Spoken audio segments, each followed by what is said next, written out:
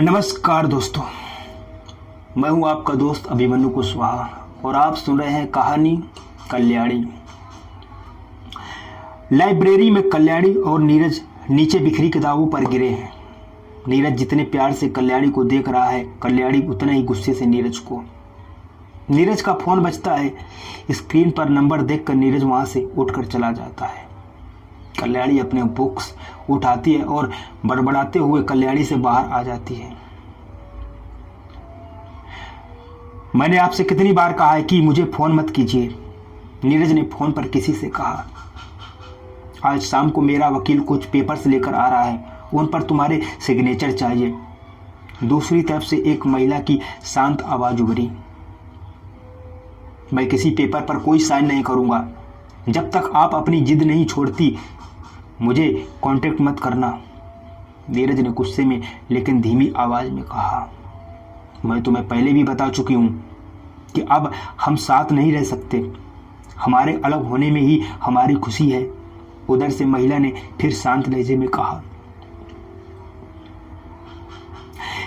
यह मैं कभी नहीं होने दूंगा, चाहे इसके लिए मुझे कुछ भी करना पड़े, नीरज ने कहा और फोन काट दिया। फोन फिर बजा लेकिन नीरज ने इग्नोर कर दिया। उसके दिमाग में सैकड़ों ख्याल दौड़ने लगे। वो अपना सर पकड़कर बेंच पर बैठ गया। क्या करे, कुछ समझ नहीं आ रहा था। तभी शालिनी उधर से गुजरी। नीरज को परेशान देखकर वो उसके पास आई और उसके पास बैठकर पूछने लगी, हाय क्या हुआ, ऐसे क्यों बैठे हो? नीरज परेशान था। वह किसी और का गुस्सा शालिनी पर नहीं उतारना चाहता था। वह चुपचाप शालिनी को लगा नीरज किसी बात से अपसेट है। उसे चेयर पर करने के लिए शालिनी ने कहा, पता है आज क्या हुआ? आज मेरा तुम्हारे उस दोस्त पे पंगा हो गया। फिर क्या, मैंने उसका और उसकी गर्लफ्रेंड का ब्रेकअप करवा दिया। इतना कहकर शालिनी हंसने लगी। उसे लगा शायद नीरज भी हंस पड़ेगा, लेकिन नीरज को इस बात से और ज्यादा गुस्सा आ गया और उसने शालिनी की बाह पकड़कर गुस्से से कहा, बहुत अच्छा किया, और तुम्हें आता ही क्या है दो लोगों को अलग करना। बस जब देखो तब मजाक, जिंदगी को सीरियस लेना कब शुरू करोगी तुम? हाँ, वो भी अलग होना चाहती है मुझसे, और तुम्हें मजाक सूझ रहा है। मजा आता है ना तुम्हें लोगों को हंसाने पर, लोगों पे हंसने पर। जोर जोर से हंसो, क्योंकि दर्द क्या होता है, तकलीफ क्या होती है, इसका तो तुम्हें अंदाजा भी नहीं है, कहकर गुस्से में वहां से चला गया। वही हुआ जो वह नहीं चाहता था। किसी और का गुस्सा वह शालिनी पर निकाल कर चला गया। शालिनी अवाक सी खड़ी। पहली बार उसने नीरज का यह रूप देखा था। उसकी आंखों से आंसू निकल आए। शालिनी का हाथ नीरज की पकड़ से लाल हो गया था। उसका गुस्सा उस हाथ पर साफ दिख रहा था। शालिनी ने अपनी आंखों आंसू पोंछे और क्लास की तरफ जाने लगी। तभी कल्याणी ने उसे रोक लिया और पूछा, क्या हुआ? क्या कहा नीरज ने तुमसे? मैंने देखा वो बहुत गुस्से में तुमसे बात कर रहा था। मैं यहां पहुंची तब तक वो जा चुका था। शालिनी ने अपने आंसू पोंछे और मुस्कुराते हुए कहा, कुछ नहीं, मैं उसके सामने शैतानी कर रही थी तो डांट दिया बस, लेकिन मुझे बिल्कुल बुरा नहीं लगा। कल्याणी ने देखा शालिनी की आंखों में आज पहली बार आंसू थे। वो समझ गई बात जरूर कुछ गंभीर है, पर उस वक्त उसने शालिनी से पूछना जरूरी नहीं समझा और शालिनी के साथ क्लास की तरफ बढ़ गई। शालिनी का क्लास में बिल्कुल मन नहीं लगा था। वह बीच में ही उठकर बाहर चली गई। कल्याणी उसके पीछे बाहर आ गई, लेकिन तब तक शालिनी अपनी स्कूटी लेकर जा चुकी थी। जरूर उस नीरज के बच्चे ने ही कुछ कहा होगा शालिनी ने, वरना आज से पहले उसे इतना बुरा कभी नहीं कहा। सोचकर कल्याणी नीरज को ढूंढने लगी। नीरज तो नहीं मिला, पर स्टाफ रूम के बाहर पीयूष मिल गया। कल्याणी सीधा उसके पास गई और नीरज के बारे में पूछा। पीयूष ने बताया कि नीरज तो बहुत पहले ही यहां से चला गया। कल्याणी की परेशानी और बढ़ गई। क्या हुआ होगा सोच सोच कर उसका दिमाग खराब हो गया। वो घर आ गई। घर आकर उसे चैन नहीं था। कल्याणी ने शालिनी को फोन लगाया, लेकिन उसने फोन उठाकर इतना ही कहा, बात करने का मन नहीं है, जब मन होगा तो खुद ही कर बात कर लूंगी। कहकर शालिनी ने फोन काट दिया। बेचारी कल्याणी समझ ही नहीं पाई कि आखिर हो क्या रहा है। उसने कपड़े चेंज किए और अपने लिए चाय बनाने के लिए किचन में आ गई। चाय बनाते हुए उसे सुबह कैंटीन वाली बात याद आ गई, जब नीरज ने छोटू से चाय लाने को कहा। चाय उफनकर गैस पर गिरने लगी। कल्याणी बेटा तेरा ध्यान कहां है?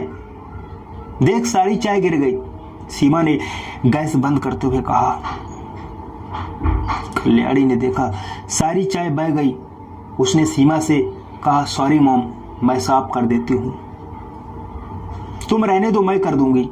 तुम बाहर चलकर बैठो, मैं चाय लेकर आती हूं, सीमा ने प्यार से कल्याणी के गाल को छू कर कहा। कल्याणी बाहर आकर बैठ गई। कुछ ही देर में सीमा चाय लेकर आई और कल्याणी को देते हुए कहा, क्या हुआ बेटा, आज बहुत खोई सी लग रही हो? कुछ नहीं मम्मी, वो क्लासेस थी ना तो थोड़ा थक गई, बस और कुछ नहीं। कल्याणी ने अपनी परेशानी छुपाते हुए कहा। तू चाय पी ले, फिर तेरे सर पे थोड़ी मालिश कर देती हूं, आराम मिलेगा तुझे, सीमा ने बड़े ही प्यार से कहा। कल्याणी ने चाय पी और सीमा के पास आकर बैठ गई। सीमा ने कल्याणी के बालों में तेल डाला और हल्के हल्के हाथों से उसके सर में तेल मलने लगी। कल्याणी को थोड़ा आराम मिला। सच में मां के हाथों में जादू होता है। कल्याणी ने सीमा की तरफ देखा और कहा, thank you mummy. Thank you किस लिए बेटा?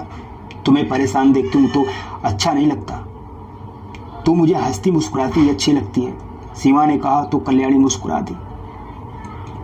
मसाज करने के बाद सीमा ने उठते हुए कहा, खाने में क्या खाओगे? कुछ तेरी पसंद का बना दूं आज? जो आपको अच्छा लगे मम्मी, कल्याणी ने कहा। ठीक है, कहकर सीमा किचन की तरफ बढ़ गई। कल्याणी भी अपने कमरे में चली आई। कमरे में आकर कल्याणी बिस्तर पर लेट गई और शालिनी के बारे में सोचने लगी। कुछ देर बाद कल्याणी का फोन बजा। कल्याणी ने तेजी से फोन की और लपकी, ये सोचकर कि शायद फोन शालिनी का हो, पर स्क्रीन देखते ही कल्याणी फिर से उदास हो गई। फोन कल्याणी के मौसी का था।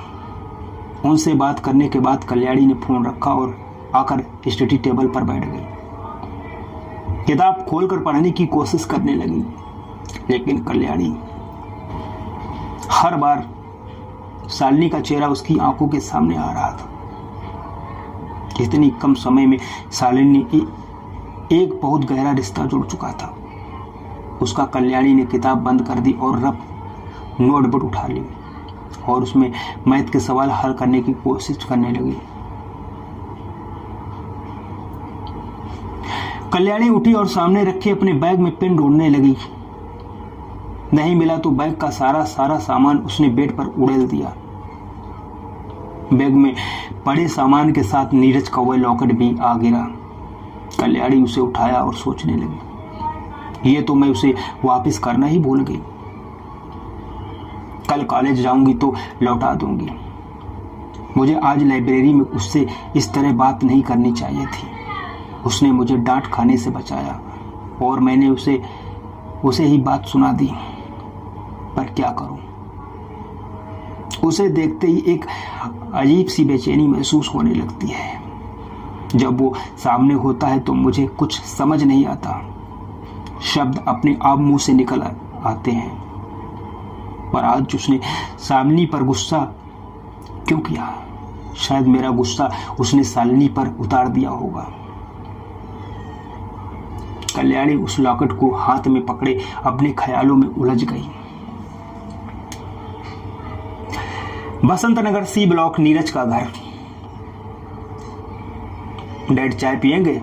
नीरज ने कंप्यूटर पर काम करते हुए अपने पापा से पूछा। नीरज के मुंह से चाय का नाम सुनकर नीरज के पापा मिस्टर विश्वास अग्रवाल पलटे और आश्चर्यचकित भाव से नीरज की तरफ देखते हुए कहा, क्या बात है, आज तुम चाय बनाओगे? पर तुम तो चाय पीते नहीं। आज से शुरू कर दी है, नीरज ने बिना चेहरे के भाव बदले गैस पर पतीली रखते हुए कहा। मिस्टर विश्वास अविश्वास के साथ नीरज को देख रहे थे और फिर कंप्यूटर पर मेल चेक करने लगे। नीरज चाय बनाकर ले आया और आकर सोफे पर बैठ गया। मिस्टर विश्वास ने चश्मा उतार कर रखा और आकर नीरज के पास बैठ गए। नीरज ने चाय का कप उनकी तरफ बढ़ाया। विश्वास जी ने चाय का कप लिया और एक घूंट पी लिया। चाय पीते ही उनके आश्चर्य का ठिकाना नहीं रहा। उन्होंने नीरज की तरफ देखते हुए कहा, यह चाय पीकर कोई कह नहीं सकता कि तुमने पहली बार चाय बनाई है।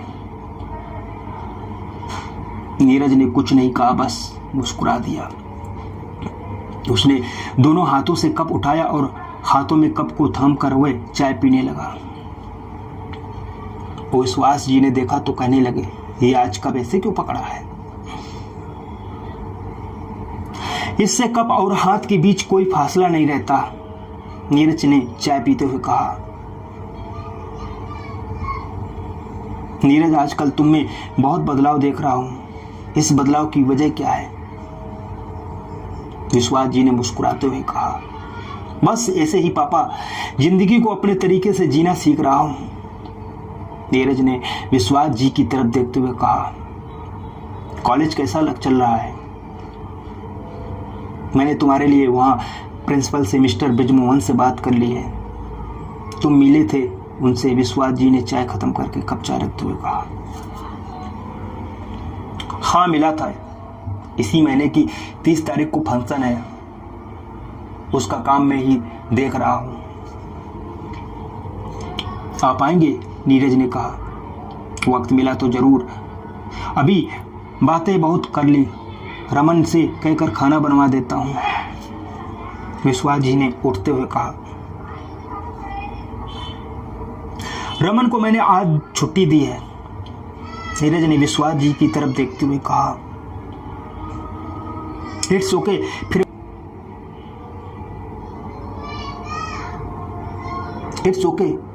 फिर मैं बना देता हूं, विश्वास जी ने कहा।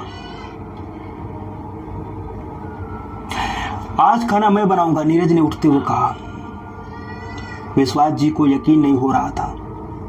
जो नीरज कभी किचन से पानी लेने भी हिचकिचाता था, आज खाना बनाएगा। विश्वास जी ने कहा, मैं बना देता हूं, तुम आराम करो, थक गए होगे। आज मेरा बनाने का मन है, नीरज ने किचन में जाते हुए कहा। विश्वास जी मुस्कुराते हुए आकर सोफे पर बैठ गए और टीवी ऑन कर लिया। नीरज खाना बनाने लगा। आज उसने अपने पापा के पसंद की भिंडी की सब्जी, दाल फ्राई और सूजी का हलवा बनाया था। नीरज ने खाना डाइनिंग टेबल पर लगाया और विश्वास जी को आवाज दी। विश्वास जी टीवी बंद करके डाइनिंग टेबल पर आ बैठे। आज सारा खाना अपनी पसंद का देखकर विश्वास जी के चेहरे पर चमक आ गई। नीरज ने प्लेट में खाना परोसा और विश्वास से खाने को आग्रह किया। विश्वास जी ने एक निवाला तोड़ा और नीरज की तरफ बढ़ा दिया। क्या डैड, अब मैं बड़ा हो गया हूं, नीरज ने कहा। तुम कितने भी बड़े हो जाओ, मेरे लिए बच्चे ही रहोगे, कहते हुए विश्वास जी ने निवाला नीरज को खिला दिया। दोनों साथ बैठकर खाना खाने लगे। खाना खाने के बाद नीरज ने सारे बर्तन समेटे और किचन में जाकर साफ करने में रख दिए। किचन से आकर नीरज ने विश्वास जी से कहा, डैड एक गेम हो जाए। बेटा तुम फिर आ जाओगे, विश्वास जी ने कॉन्फिडेंस से कहा। देखते हैं कौन हारता है, कहकर नीरज ने वीडियो गेम ऑन किया और विश्वास जी के साथ सोफे पर बैठा।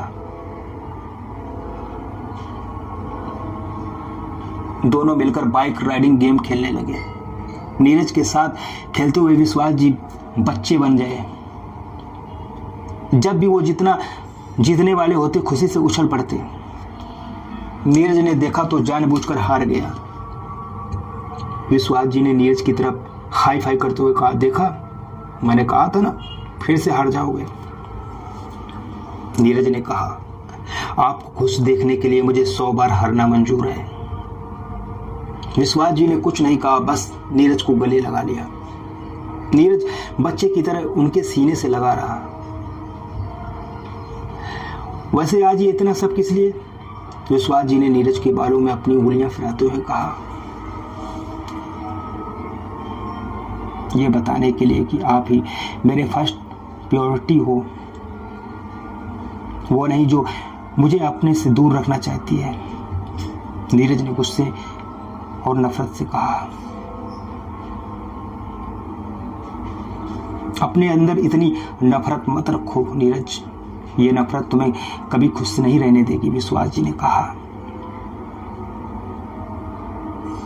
आपने हमेशा मेरी खुशी के लिए सब किया, मुझे कभी किसी चीज की कमी नहीं होने दी। माँ बाप दोनों का प्यार दिया। अब आज जब मेरा फर्ज बनता है आपको खुश रखने का, तो वो चाहती है कि मैं आपको छोड़कर उसके पास रहूं। यह मुझसे नहीं होगा डैड, नीरज ने कहा। जानता हूं बेटा, मैं सिर्फ तुझे खुश देखना चाहता हूं, फिर तू चाहे कहीं पे भी रहे, विश्वास जी ने कहा।